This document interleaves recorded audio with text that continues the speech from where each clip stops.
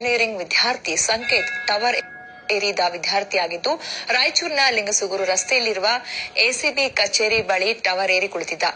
ಕೃಷಿ ಇಲಾಖೆಯಲ್ಲಿ ಖಾಲಿ ಇರುವ ಹುದ್ದೆಗಳಿಗೆ ನೇಮಕಾತಿಯಲ್ಲಿ ಕೃಷಿ ಇಂಜಿನಿಯರಿಂಗ್ ಪದವೀಧರ ಪರಿಗಣಿಸುವುದಕ್ಕೆ ಒತ್ತಾಯಿಸಿ 8 ದಿನಗಳಿಂದ ಧರಣಿ ನಡೆಸಿದ್ರೂ ಕೂಡ ಸರ್ಕಾರ ನಿರ್ಲಕ್ಷ್ಯ ವಹಿಸ್ತಾ ಇದೆ ಅಂತ ಆರೋಪಿಸಿ ಟವರ್ ಏರಿ ಕುಳಿತಿದ್ದ. ಮನನೊಂದು ಟವರ್ ಏರಿದ ವಿದ್ಯಾರ್ಥಿಯಿಂದಾಗಿ ಆತಂಕದ ವಾತಾವರಣ ನಿರ್ಮಾಣವಾಗಿತ್ತು. ಟವರ್ ತುದಿಗೆ ಏರಿ ಕುಳಿತಿದ್ದರಿಂದಾಗಿ ಪೊಲೀಸರು, ಅಗ್ನಿಶಾಮಕ ದಳ, ಆಂಬ್ಯುಲೆನ್ಸ್ ಸ್ಥಳಕ್ಕೆ ಆಗಮಿಸಿ ಮುಂಜಾಗ್ರತಾ ಕ್ರಮವನ್ನ ಕೈಗೊಂಡಿದ್ರು. ಪೊಲೀಸರು ಕೊನೆಗೂ ವಿದ್ಯಾರ್ಥಿಯ ಮನವೊಲಿಸಿ ಕೆಳಗಿಳಿಸುವಲ್ಲಿ ಯಶಸ್ವಿಯಾದರು. ವಿದ್ಯಾರ್ಥಿ ಟವರ್ ಏರಿದನ್ನ ನೋಡುವುದಕ್ಕೆ ಅಂತಲೇ ಸಾಕಷ್ಟು ಜನ ಜಮಾಯಿಸಿದ್ರಿಂದ ಕೆಲ ಕಾಲ ಟ್ರಾಫಿಕ್ ಜಾಮ್ ಕೂಡ ಉಂಟಾಗಿತ್ತು.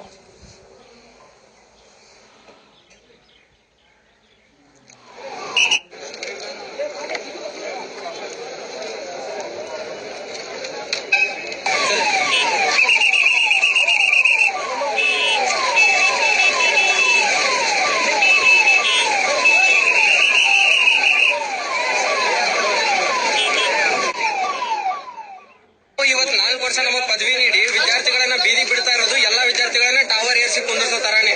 ನಮ್ಮ ಬೇಡಿಕೆಗಳು ಏನದಾವಲ್ಲ, ಈ ಕೃಷಿ ಇಲಾಖೆಯಲ್ಲಿ ನಡೆಯುತ್ತಿರತಕ್ಕಂತ ನೇಮಕಾತಿಯಲ್ಲಿ 60% ರಿಸರ್ವೇಶನ್ ನಮ್ಮ ವಿದ್ಯಾರ್ಥಿಗಳಿಗೆ ಬೇಕು.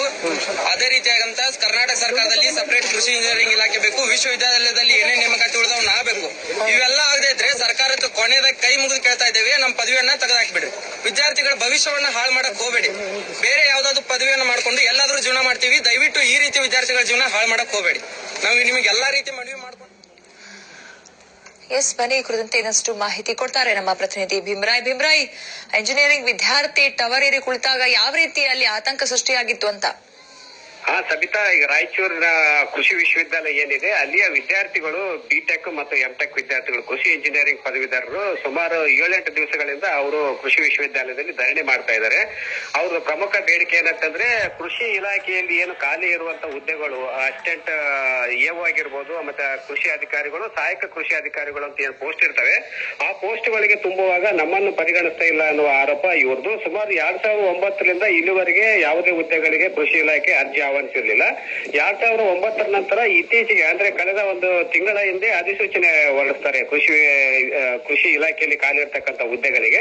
ಆ ಹುದ್ದೆಗಳಿಗೆ ನೇಮಕಾತಿ ಅಧಿಸೂಚನೆಯಲ್ಲಿ ಕೃಷಿ ಇಂಜಿನಿಯರಿಂಗ್ ಪದವೀಧರಗಳಿಗೆ ಯಾವುದೇ ಆದ್ಯತೆ ನೀಡಿಲ್ಲ. ನೀವು ಬೇರೆ ಬೇರೆ ಇಲಾಖೆಯವರನ್ನ ಪರಿಗಣಿಸ್ತೀರಿ, ನಾವು ಕೃಷಿ ಮತ್ತು ರೈತರಿಗೆ ಸಂಬಂಧಪಟ್ಟಂತ ಕೋರ್ಸ್ಗಳನ್ನ ಅಧ್ಯಯನ ಮಾಡ್ತೀವಿ. ಕೃಷಿ ಇಲಾಖೆಯಲ್ಲಿ ನಮ್ಮನ್ನ ಪ್ರಥಮವಾಗಿ ಆದ್ಯತೆ ನೀಡಬೇಕಾಗಿತ್ತು.